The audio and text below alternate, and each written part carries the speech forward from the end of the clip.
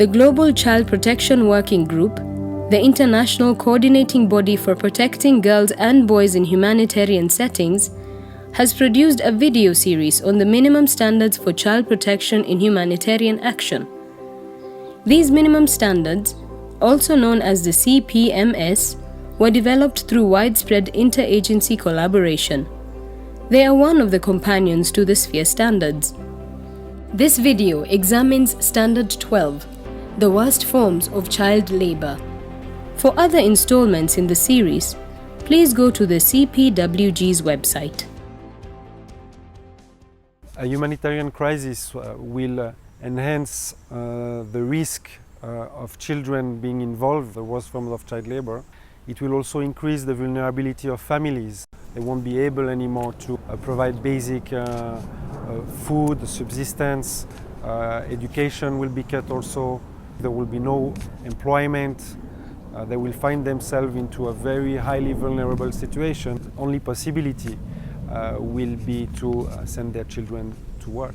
The CPMS have been established to make these children visible to humanitarian workers and to ensure that our programming meets their needs. Their 10 guiding principles must be the basis of our efforts. I think the minimum standards are possibly the single most important development in emergency and in development in recent years. The standard articulates that girls and boys are protected from the worst forms of child labor, in particular those related to or made worse by the emergency.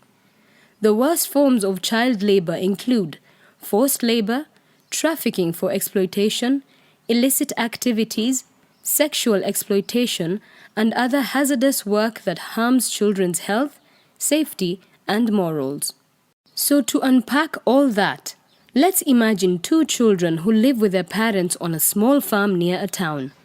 Mariam is 13 and her brother Rollo is 16.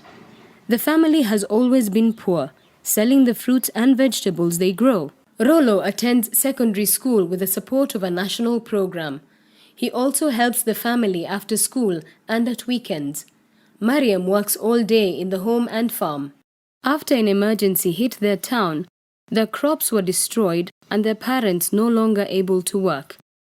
Global experience shows that a humanitarian crisis will most likely impact pre-existing levels of child labor, increasing the scale and severity of the work children do. I think because of the devastation of Yolanda, it has brought negative changes. They are still young to be in a store or become a bagger boy or plastic guy and helping in the restaurants. There is remarkably increased number of child below 18 who are really working. Injured during the emergency and with little income, Mariam and Rollo's parents had no alternative but to send their daughter to live with distant relatives.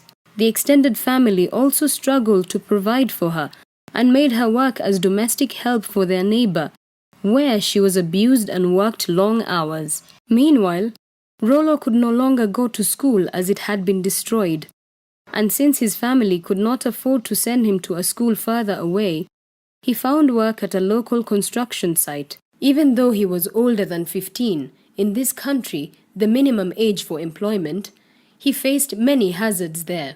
As this family's dilemma demonstrates, there may be a continuum of child labor which can be accelerated by emergencies. Children who are already working are more at risk of moving into the worst forms, and once in the worst forms, moving back into education proves extremely difficult. But with the current conflicts, most of the simple livelihoods which had been built slowly were destroyed. So children have resorted to the worst forms of child labor. You see that children are coming from one level of labor into another one, which is worse than the one before. The ones who are already in the conflict, who are already working, have descended into child prostitution. Kids from the new conflict who have been displaced have resorted to commercial sex work for survival. So prioritize the worst forms of child labor, starting with those related to or made worse by the emergency. Be sure to consider local forms of hazardous work, which often affect at-risk adolescents, such as Rollo's situation. This can seem a challenging task. Here is how one organization in South Sudan tackled it.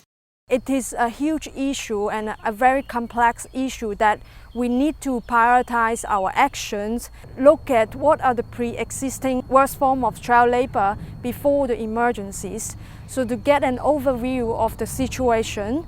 And then we also need to analyze how the emergencies had an impact. We also need to analyze if we do not respond to a particular worst form of child labor, what will be the impact on children. If those impacts are life-threatening one, then we should definitely consider to prioritize in our first phase emergency response. We also need to evaluate our capacity and resources that we can respond to particular worst form of child labor.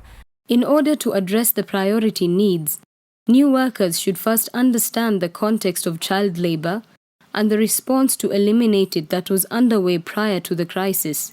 This may include the Ministry of Labor, national steering committees that coordinate the response, local NGOs, and existing referral pathways. They should also look at what the different actors, international actors, are doing and how they can establish synergies.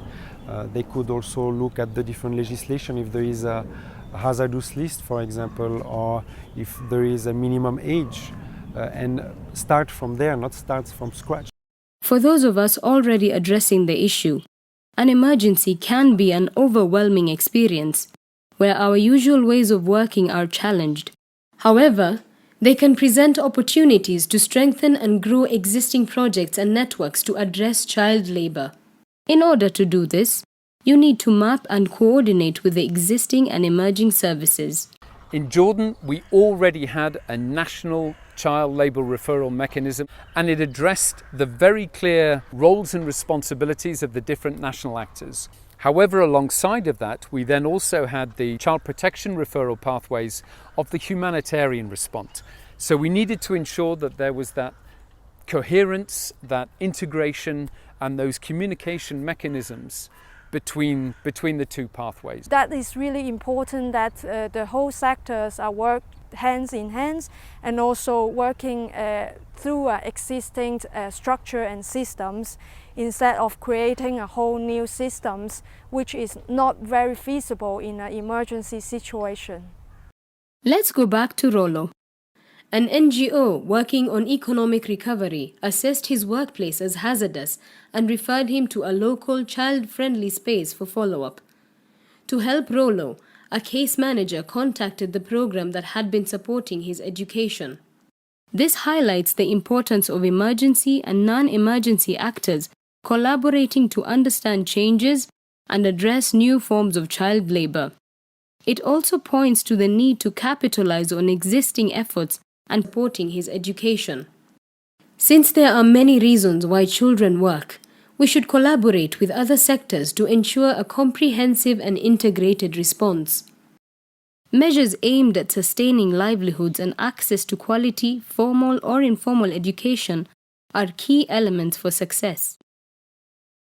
Therefore, it's very important that we do mainstream the issue of child labour across our service provision, whether that be social services, accommodation, education, food provision. It doesn't matter. It's important that we take into account that there are working children involved, and we need to target them specifically because they have very specific needs and expectations. Not to necessarily say that there has to be a dedicated response every time, but simply by making people more aware, by ensuring that there are human and financial and knowledge resources which are being directed towards the problem, we can begin to address some of these issues. The reason why children are trafficked or they come to work is because there is no livelihood at home, or they have been separated from their families, or they are very, very poor and they are not going to school.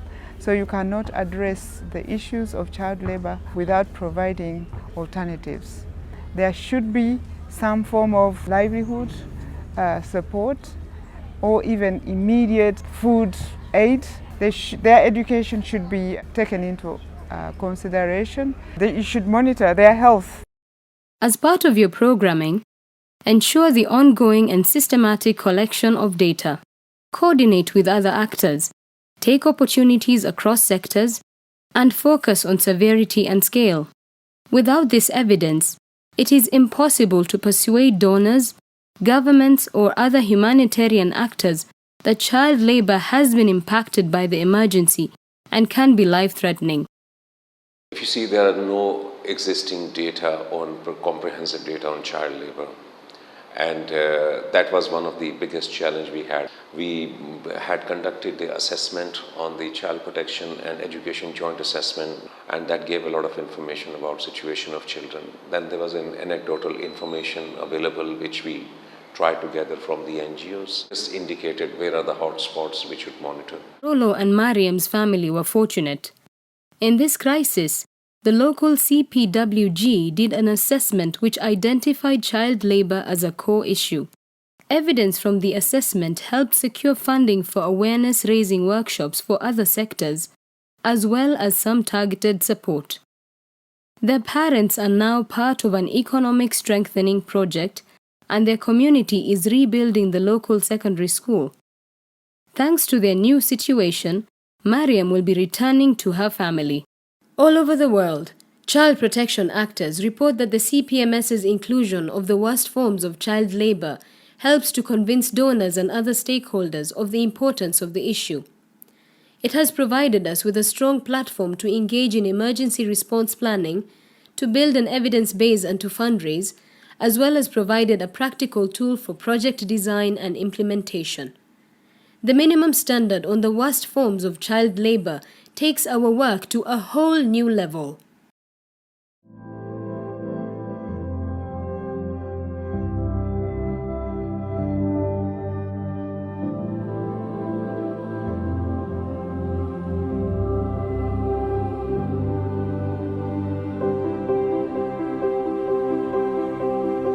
Other installments in this series focus on how to use the CPMS and on the specific standards for addressing needs.